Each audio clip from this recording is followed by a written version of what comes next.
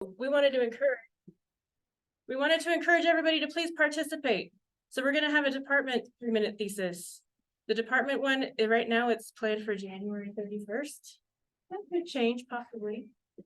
But we think everybody should do it. Because this will be a nice, safe place to practice. We'll have people talk about this.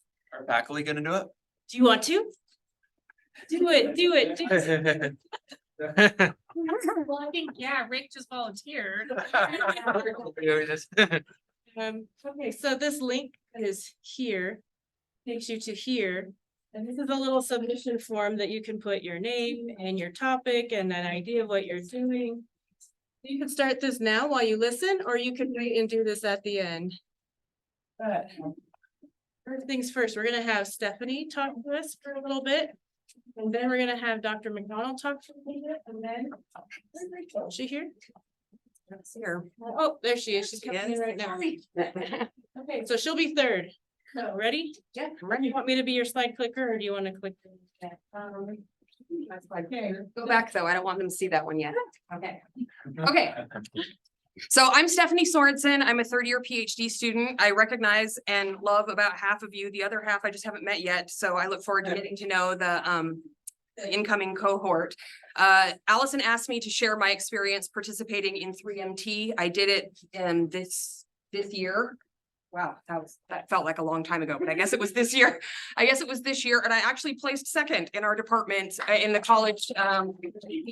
It was a shock to me, and I'll explain that as we go through.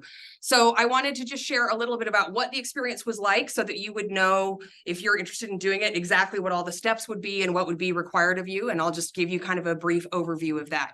So first of all, it happened from a conversation with Miss Rachel Wadham right here, where I was sitting in her office and she said to me, "You need to sign up to do these things." And I was like, "Oh, I can't do all that stuff. Like, I'm just busy with my classes and things like that." And she told me that she had some experience where she felt like she needed to make the most of her program involvement, blah, blah, and she inspired me enough to sign up. So this is an email exchange I had with Rachel. I signed up for all 3 of these. If this turns out to be a terrible idea, I'm blaming you.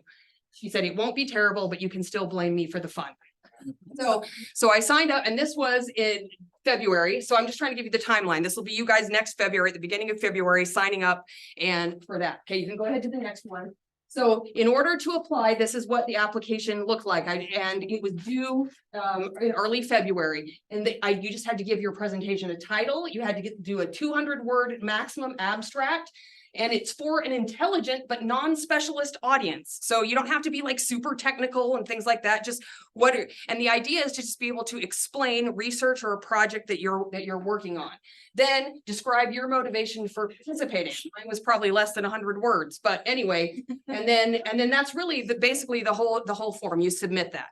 Then within just a few days, you can go next. I received an email from Lynette Christensen, who teaches who works here in the sites office across the hall. And she told me, "Congratulations, you've been accepted." I think everyone gets accepted unless your thing was horrible. I don't know, but you've been accepted to this, and we have 19 participants competing. Okay, and so then she said it was going to be one day, and everyone comes from 4 to 5:30. Maybe it'll go longer, so block out time. And so I knew that I was preparing for that, and the day of the presentation was 28th. So it was 2 weeks from the time that I got this notice that I would be presented. Yes. So 19 total people from our college were participating. How many from our department do you know? Yeah, there were about 4 or 5. I think. Well, I mean, it depends on if you include EIME. EIME, yeah. Oh, So yeah, there were a few. So that was that, and then I started working on my 3 minutes presentation of what I was going to say. And believe it or not, 3 minutes goes really fast. And so like you write out everything you want to say, then you time yourself, and you're like, "Whoops, I can't say all of that." So I just kind of would, hone it down and simplify things and just try to make sure I'm covering the most important things. So then she sent another email that told me everything that I needed to give to them. This was just a few days later, everything that they needed to have in place before the competition. And I just want to walk you through each of these. There's little arrowy things. So hit the next one. So the first thing is that I had to send them one slide that was a PDF that they would show on the screen while I did my presentation that represented my research in some way. And there weren't really specific guidelines about that, but just a PDF of an image. At the time I was in Dr. Kimmon's Adobe Illustrator class. So luckily I felt like I had a tiny bit of design skills and I used that to create my PDF. So then the next thing they asked for was an attachment of the judging criteria, which Jason's going to talk about.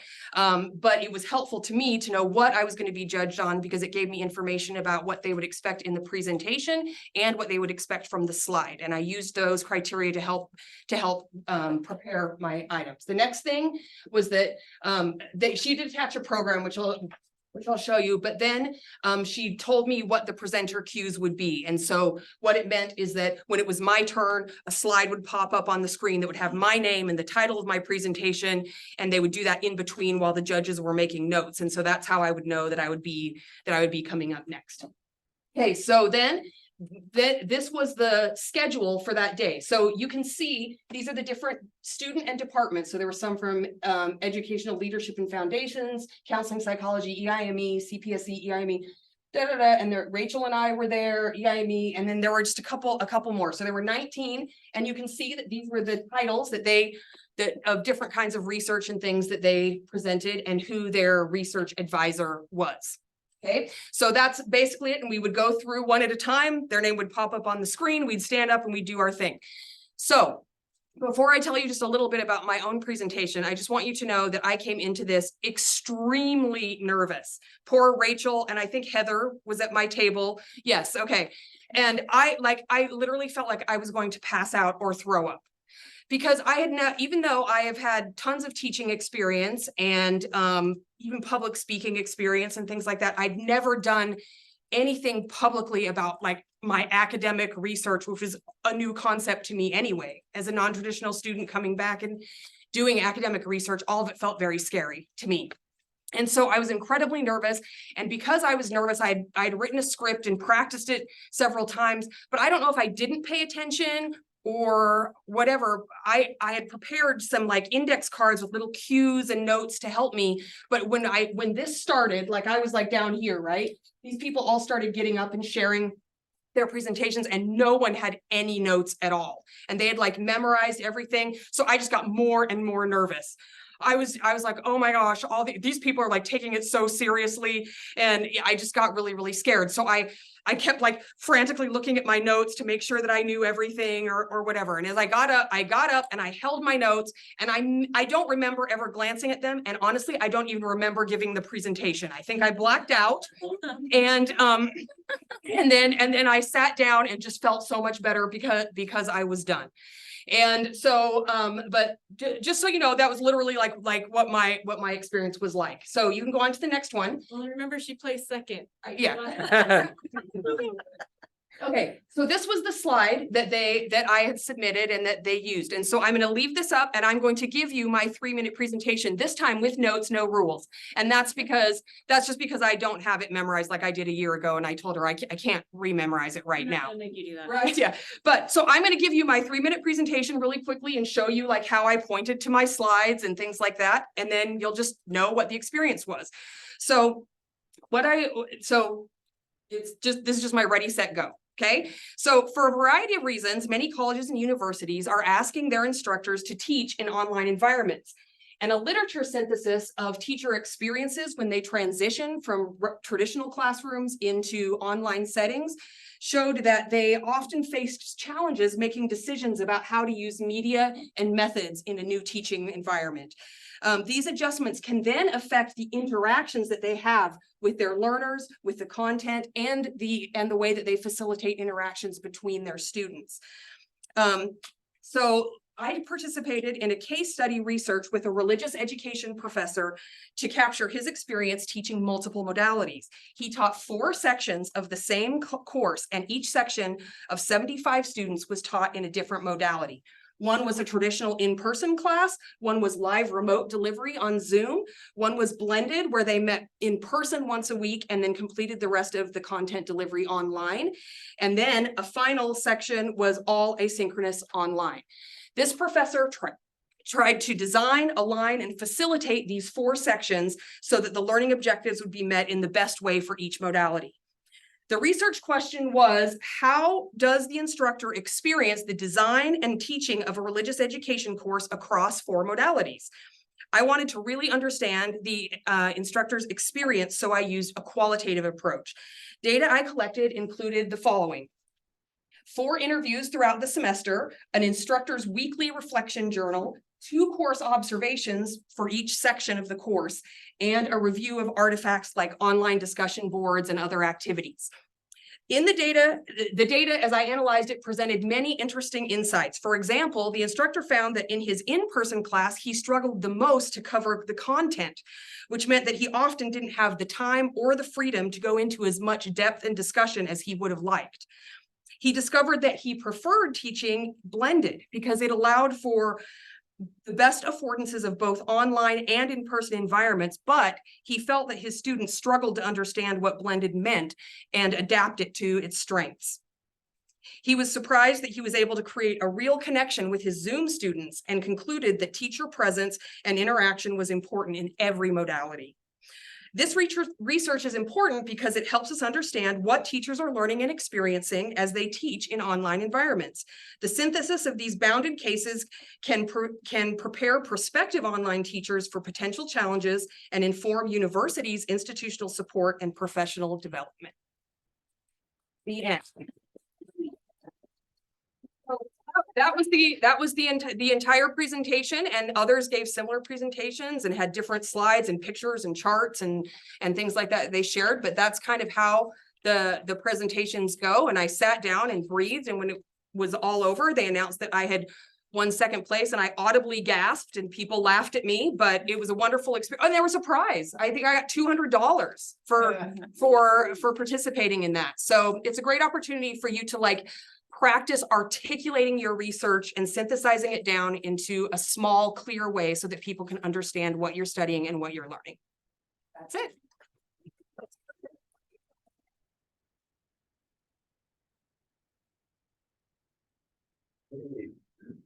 So a few things before we go into the criteria. So every 3-minute thesis, what they have is they have 3 members of the McKay School faculty who they assign as judges.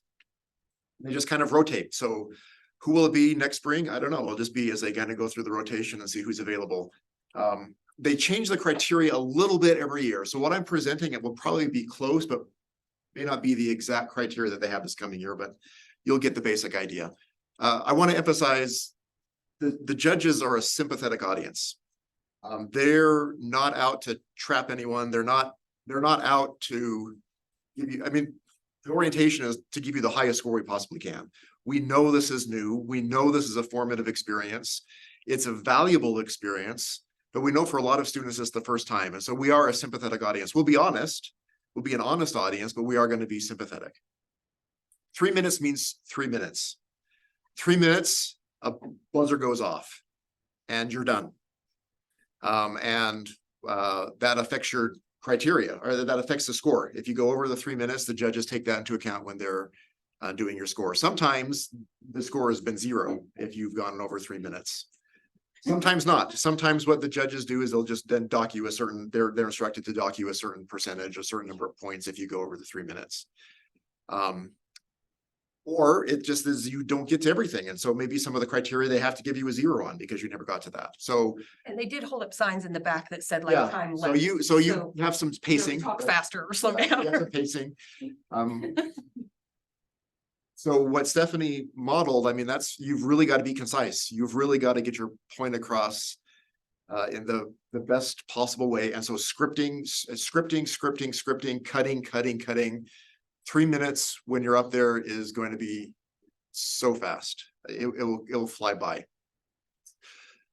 Let's go ahead and look at some of the criteria. So there's 3 general areas. So these are the criteria they had 2 years ago when I judged. And like I said, they'll be similar this time. The first was comprehension. So did the presentation provide an understanding of the research question and its significance? Did the presentation describe the key or possible future results? So what that means there is if you have if you're working on your prospectus, you haven't completed the research yet, but this is your proposal, you can still participate in the 3-minute thesis. Instead of reporting your results, you're reporting your anticipated findings or how you think that this thesis, when completed, can inform the field. And Rachel might talk about this, but we can also include an evaluation question or a design question. Sure. But you frame it as a research. Yes, totally, yeah, totally. And then did the presentation follow a clear and logical sequence? So this is, so comprehension, right? This is, do we understand why you're presenting this topic? Do we understand the flow? Can we get from point A to Z along with you? And I think we see why Stephanie came in second place. She did a great job in hers. Was very, each one of these things, right? I mean, I would answer yes and give high marks to all of these things. It was a clear research question, clear implications for practice, and we could easily follow the train of her logic. Let me pause. Are there questions about any of these criteria? What you think they're maybe shooting for, or? Yeah, if you're in like you said, you haven't necessarily finished your research, or you haven't found the conclusions or whatever, but your research doesn't necessarily include like a hypothesis, like it's more theoretical. Yeah, How do you present it in that way then? yeah. So, so there's still a research issue. So even if there's not a hypothesis, there's an issue that you're investigating. Or question you're A asking. question you're asking yourself. So why is this issue important in the broader conversation that's going on in the space that you're interested in, right? Does that answer the question? Other questions? Okay, let's go ahead. Yeah. Oh, wait, did you raise your hand? I Ashley. had it, sorry, can you go back? There was a word. Oh, so the outcomes, you're not like hypothesizing, or you're not thinking about like, oh, what are the, like, what's gonna happen if it's A or B or null or whatever, but you're kind of saying like, here's my methodology, here's what I'm looking at doing. I mean, you can, I mean, if you've completed a study and it's a quantitative study, yeah, you would report your Oh, findings, right? You, but possible future results, I mean. oh yeah, so if you're just in the, if you're in the proposal phase, You just say you like, would talk about what you're anticipating based on the literature I reviewed or a pilot study or, you know, the theoretical framing. These are the kinds of results we would anticipate. And this is why those would be important. But it might also be important to understand that this doesn't have the results that I think for these kinds of reasons. Does that help? All right, let's go on. Okay, so then the next criteria is engagement. So do we want to know more? You can only do so much in 3 minutes, right? And so one of your goals is to get your audience excited to know more. Was the presenter careful not to trivialize or generalize the research? So there's kind of this meme that you might see, you know, grad students just saying, yeah, I'm just kind of moping around, and don't get too mad at me for maybe proposing something. Don't trivialize your research, right? There are important things that you're studying. It's not everything, but that's okay. Nothing has to be everything. Your research is important. So don't downplay your research, but also don't make it bigger than it is either, right? It's probably not going to revolutionize the field of physics. And that's okay. Again, Stephanie did a great job of this. She was confident in her presentation. She situated it in a space, was confident about the contribution it made, but was also very scoped in the contribution it made as well. Do you have enthusiasm for your research? Do you capture and maintain the audience's attention? So this is kind of a stage presence. This is where practicing again is your friend. The more you can practice, you don't have to be memorized. I think that's an important thing to say. If you have notes, that's okay, but you should be engaging at the same time. You should be familiar enough with what you're doing that you're not just, you know, essentially an audio, one of those automatic audiobook narrations. You know, those, you've heard those, right? We don't want that. We want something that's engaging and captures people's attention. Questions about this? Not only practice here, but practice in front of people and get their honest feedback and ask them to be frank with you about how you can improve, right? You want the $200 or the $500 for the place or whatever it is. So practice in front of sympathetic, but a critical audience. Okay, let's go on to number 3. So here is communication. Communicated in language appropriate for a non-specialist audience. Avoiding jargon, explaining terminology, providing adequate background. I mean, sometimes you're not going to be able to avoid explaining things that few people in the room will understand. And so in those cases, you need to give some context. You need to explain, again, like Stephanie did in her example, what does blended mean, right? What does live remote delivery mean in these contexts? Just so people, again, so you're communicating really the intent you want to communicate. Do you have stage presence, eye contact, vocal range? I'm not sure why that's such a communication and not engagement, but there it is, right? Did the presenter spend adequate time on each element of the presentation? Or did you go too long on one part and so you have to kind of rush your conclusion? That's the important stuff, right? Don't spend so much describing someone else's literature that you just reviewed that you shortchange your own contribution. And then did the PowerPoint slide enhance the presentation? Was it clear, legible, and concise? The slide is not the 3-minute thesis. You are the 3-minute thesis. And then the slide is just to augment that. You can communicate more in 3 minutes because you can point to things on the slide that you don't have to say, but don't make that the focus of what you're trying to do. Questions either about this slide or about the judging criteria or experience as a whole? I think just to clarify, it's just, you only can have one slide, right? You can't have like One two. slide. Okay. Slide. And I think the rule said like no songs, no moving parts. It's a static slide. It just stands there. Yeah, just There's one no thing. Transitions. Like, Don't fit the script of your 3-minute thesis on the one Right. slide, right? I mean, don't. I remember cheating in high school, like how can I write on hand? None of you cheated. When you heard stories about friends cheating. Any other questions? Yeah, I would also encourage you to participate in the department thesis competition and the college one. It's a great experience. And however it goes, it will benefit you in your long-term plans towards graduation. Explaining things in 3 minutes or less is a valuable skill to develop. And so I would encourage you to do it. Thank you.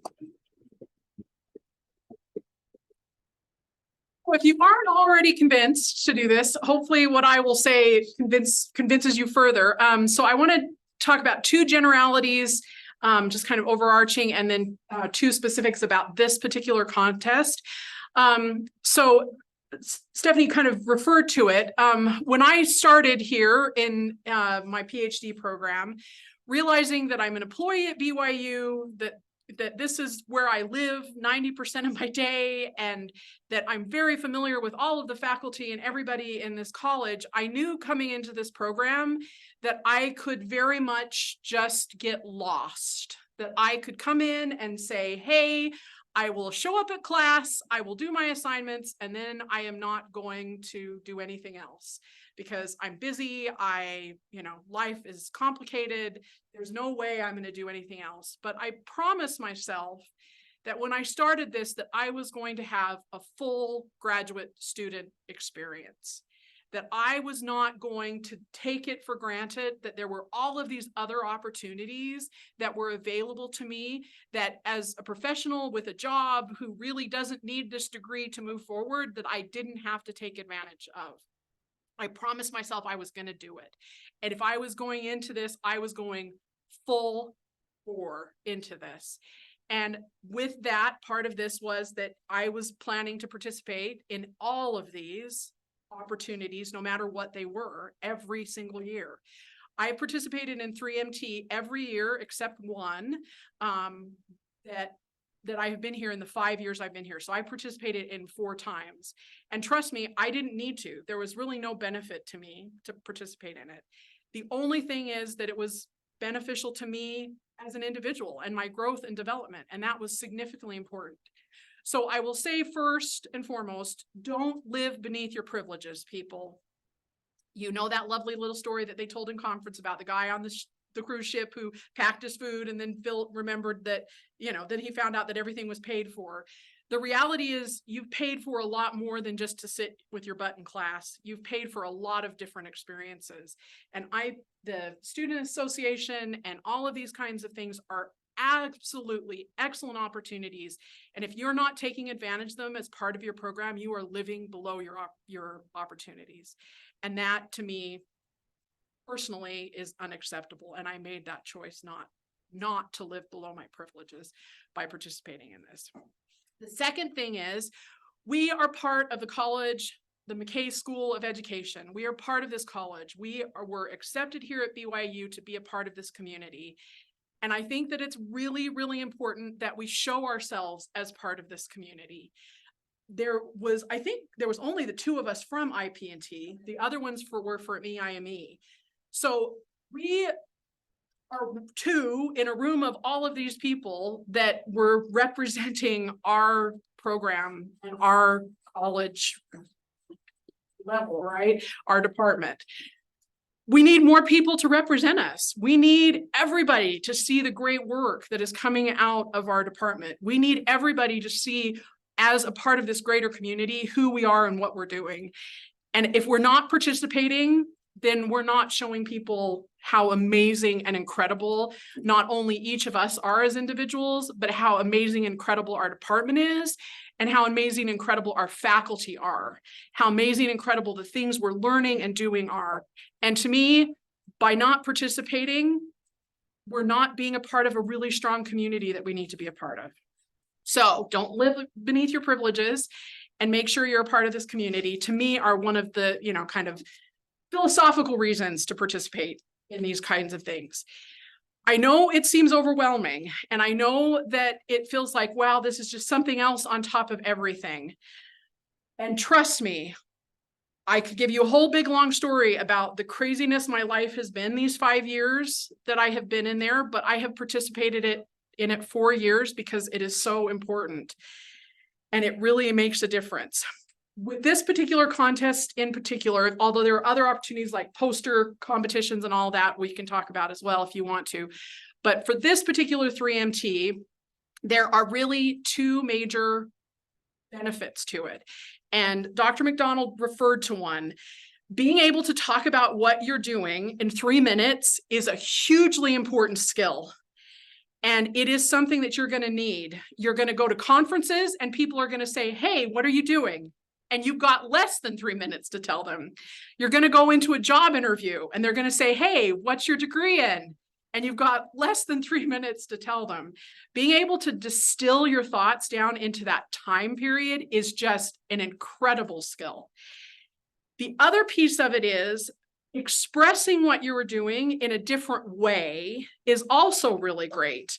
A lot of times we express what we're doing in written prospectuses or proposals or these kinds of things, but being able to do it orally and to stand up there and be oral about it, or to be able to distill it into a visual version of what you're doing, are just really great ways to not only present what you're doing, but also solidify it in your mind.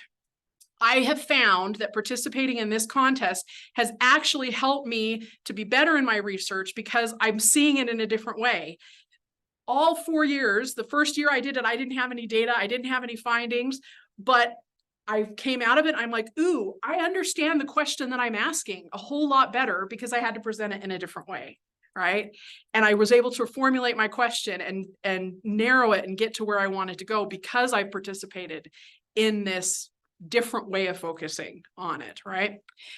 The other thing is a lot of people don't participate in this because they say it says research or research question. And you think, well, I'm not on the research track. I'm in this and I'm doing a project or something. In my estimation, that word research means inquiry, anything that you are discovering.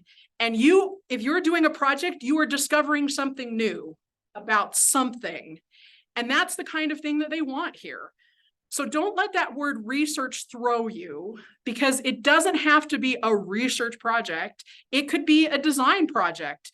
You're having a problem that you're finding a solution for. That's inquiry, right? There's a question. Hey, these students can't really access this kind of content in this online environment, and I'm going to design a better way for it to happen. That's research, people. It just is going by a different name, right? It really is just saying, this is a problem or an issue, and I'm inquiring about it, and I'm figuring out how to have solutions about it. And you can very much talk about the outcome is a solution to a design problem, or the outcome is going to be a product, or the outcome is going to be this. It doesn't have to be findings. So don't let this intimidate you. It is a really great experience. It is stressful. It is nerve-wracking. It is, it's an uncomfortable place to put. Yeah, it's an uncomfortable place to put yourself. Yeah, it's uncomfortable to put yourself in this thing. But if we don't do uncomfortable things, we don't grow. And I think I will say, and I think Stephanie would agree, that every time I've participated in this, I have grown. My research has gotten better. My context has gotten better. I am more confident in myself as an individual. I'm more confident in my research. I'm proud of myself, right? I have never won, participated in 4 years, never won, but I am dang proud of myself for putting myself in an uncomfortable situation and getting up there and doing it. And because of that, I've grown and developed. So I have talked Stephanie into it. And I hope I've talked all of you into it because this really is an amazing and incredible experience. At the very least, please participate in our department one that we're going to do. Please think about participating in the big one. I am graduating in April and I am going to be participating in this one in February. Yay. Right? So I'm going to be there even though I don't need to, right? Because it's really important and it's definitely a growth experience. So if you have any other questions about it, let me know. I will talk you into it like I did Stephanie, because it really is an amazing, incredible experience.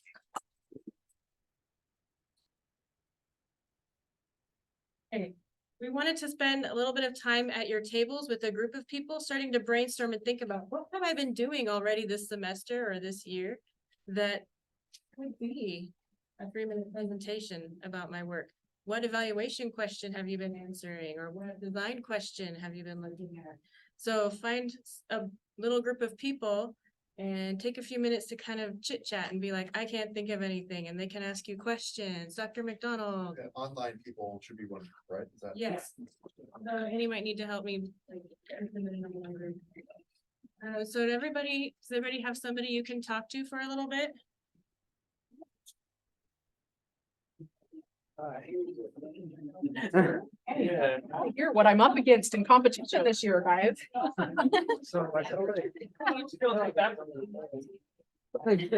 It's usually end of February, beginning of March. Exact dates for I'm picking up at like February.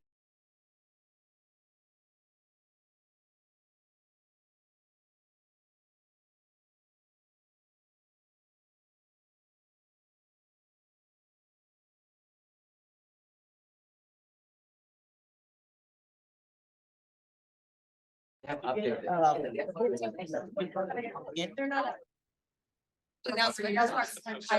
in the the middle year, the 4th year was the year that I missed. But when I started my first year, I started in September. I participated in February, and trust me, I did not have anything other than I'm interested in studying this kind of reason. on the radar. I didn't have any findings. I didn't have data. I didn't have any. You can present on it at any level. So it doesn't have to be done. Beginning of an idea. That's Even if you're not ever gonna do research on it, interested in this question and you can like form a research question about it and like. thinking about it in this way. So. For example, Finish. I'm doing I'm project based too. Benny, you've had good ideas in class. That bot. Can't imagine Like something to talk about. Yeah, yeah. Always like, I don't know what I'm going to do. I'm thinking, I'm actually on the research track. I love research. I like to read people's work, I but am actually gonna do research on it. you know, what am I going to tease it? Still haven't come up with a jump time. This is an example, and I don't even know how good. I was like, I'm not, My question was. I have questions, different type of questions. So I think. Oh, Trying, Like. for the fact that I'm not. Stated, yeah. What way can AI power? Yeah, I'm gonna put it up there. Like, maybe help me in that way. So like, whatever question is Let's due pick on your something. project, you could probably. How I would go about it. Same thing every year. Yeah. Sorry. All the winners were always from, It's the same.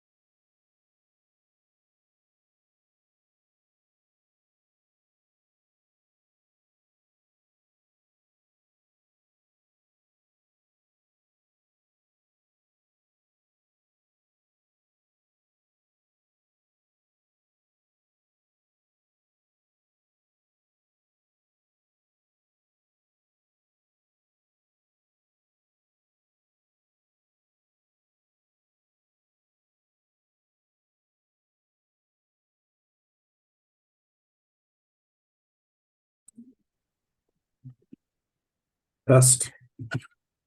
Hello, how are you guys? I don't have much of a voice, so this is going to be really hard for me to talk. I'm so sorry, Stephanie. Yeah, I mean, I've just finished my dissertation. I guess that would be an easy thing for me to present on if I wanted to. I could give a quick summary of the things that I've done and talk about my findings, which would be kind of fun. So those are my thoughts. Anyone else?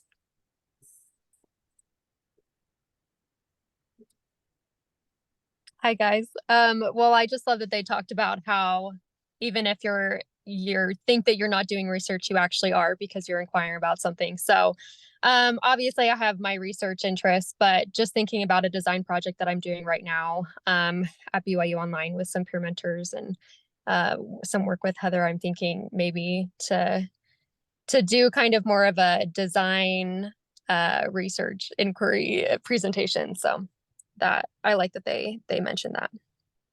I'm just curious how that would work out, framing that as a question. I mean, because I understand the question, but more like than sharing the information about it. Like, are you just posing it as a question? I think these are the questions I have about that, because Yeah. I'm in that as well, but I'm just not certain how to go about framing that.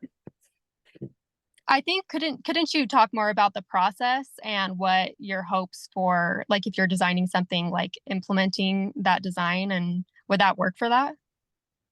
Yeah, I don't know. Like, I wondered because some of the what was it? The criteria seemed to be more on the what would be the results, and so you'd have to put forward at least some of the ideas for the results, I guess. I don't know. Mhm.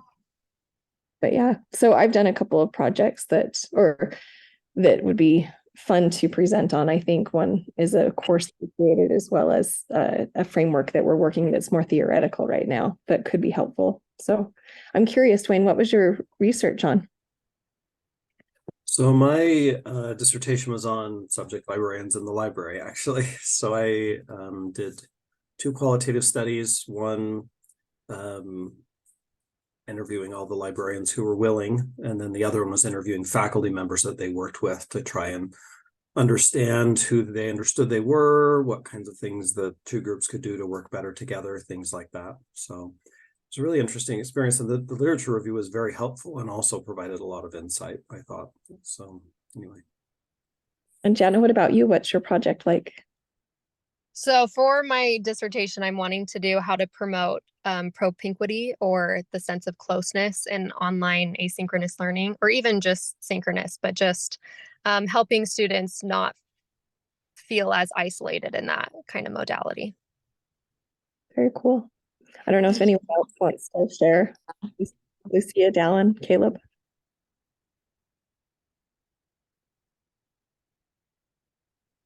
I'm not doing any specific research right now. I'm working on a design project, creating a course. I guess I'm researching, like I'm creating a course for my internship, like a training course for new interns, and the internship I'm doing with the church. So I guess the most research I see myself doing right now is researching like the interns' needs, their interests, their concerns, their questions, just coming into the internship and understanding like their backgrounds more fully. Cool. And what kind of interns are these? It's an online support internship, like in the Seminary and Institute department. Cool.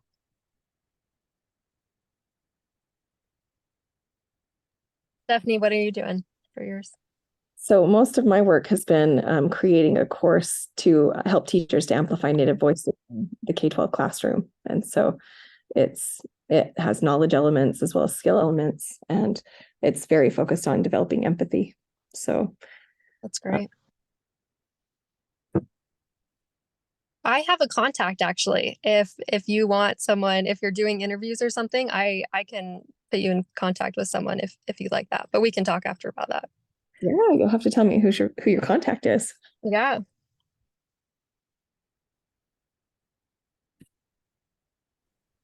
Can you guys hear me? Yes. Are we still chatting? Sorry. Back. Oh no, are we back? Never mind. Oh, everyone else. My fiance's. Okay. The program. Oh, he just. You know.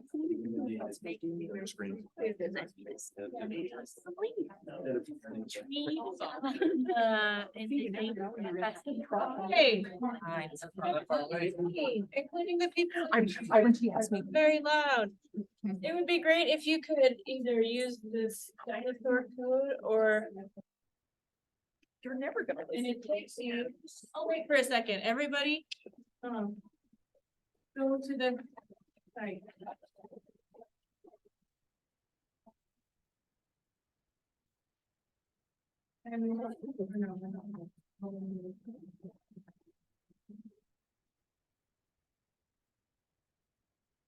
It's so funny to watch everybody with their phones try to scan it.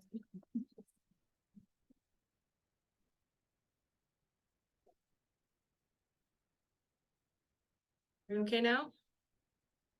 Oh, I'm not muted on this.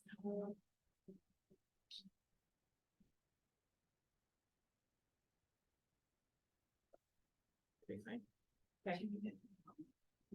Okay, so please, everybody participate in at least our department one, because we're all friends here. We can do embarrassing things and still love each other. Okay?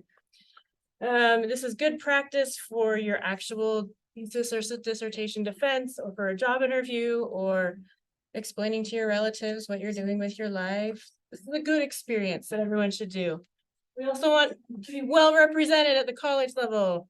Right, Rachel? Yes. So all the participants in our department 3MT will receive some sort of participation trophy. We don't know yet what that's gonna be. It could be pastries, I don't know. So if you have suggestions, you can tell us. And then the top 3 will get some other type of trophy. Like, do you remember our Mr. Potato Head trophies from the Irish potato feast thing? It'll be awesome. Might not be potato heads this time, but we'll do some prizes at our department level. But then at the college level, you could win hundreds of dollars as a prizer. If the top 1 person from the college goes to the university level, and at that level, you could win thousands of dollars at that level. So there's a possibility for money. But the rest of this is just signing up. Tell us what you're thinking about doing. Preliminary abstract, because you might change it later. But the most important part that I want to talk about is down here.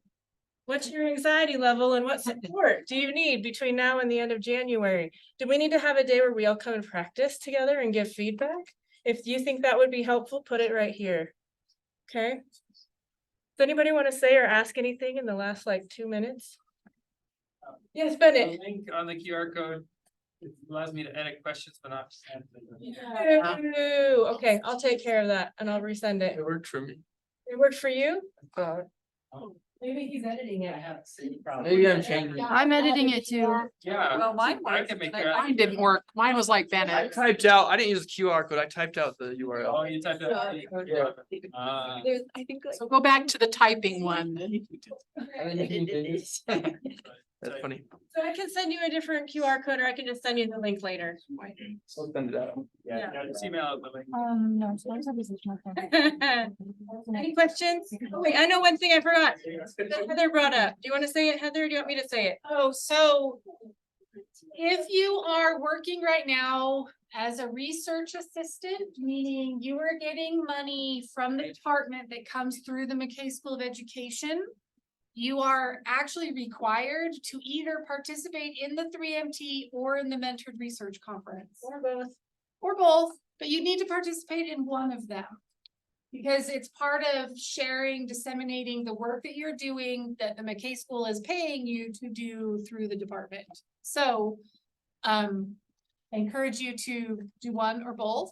But if you are getting paid as a research assistant, you have to do one of them. Anything else? Okay, do you want to say anything else? Just to clarify, so this department competition, we're talking about it being part of seminar next semester, like at the end of Yes, January. it So will we'll be doing this seminar. On a Wednesday. Thank you. Did everybody hear that? So when we say department level, it's going to be in January on a seminar day like today, and we'd all be here and we'll have people come up and present. Okay. Anything else? Okay, I think we're done. What do you need to wrap up? Okay, so we're done. So let's go get something to eat. Enjoy your Thanksgiving next week and we'll see you in a couple weeks.